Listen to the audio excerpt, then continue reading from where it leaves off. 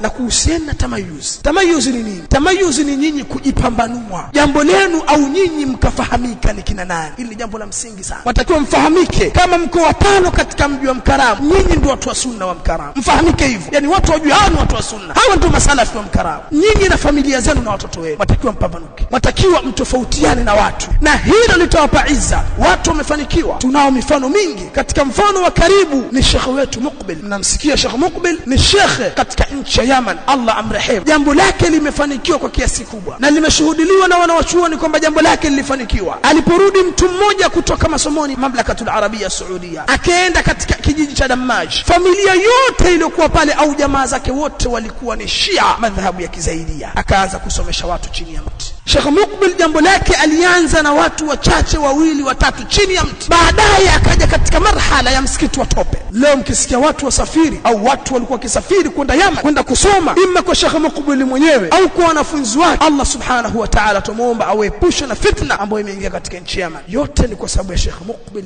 Jambo lake alijitofautisha na watu. Alipofika hakwenda katika misikiti ya watu ya Zaidia. Aliamua kuanzisha jambo la, kwa kuwa alijua lile lilosimamia ni haki na ndio njia sawa. Akakaa chini ya mti kwa sababu alikuwa na ilmu, watu wakawa wanakuja. Akaja kwenye msikiti wa tope, mwishowe ikawa ni msikiti wa kuingia watu maelfu, na hakuwa mmoja. Mwisho wanafunzi wakawa na misikiti, masajid na marakiz. Lakini ukitafuta historia yake ni mtu mmoja, na ameshuhudiliwa na maulama kwamba Sheikh Muqbil amefanikiwa na Allah amembariki toka zama za Abdul Razzaq As-Sanani katika nchi Yaman. Baadhi ya maulama wametoa shahidi hakuna aliyofanikiwa kama Sheikh Muqbil. Lakini alipoulizwa sababu ya kufanikiwa alisema at-tamayyuz.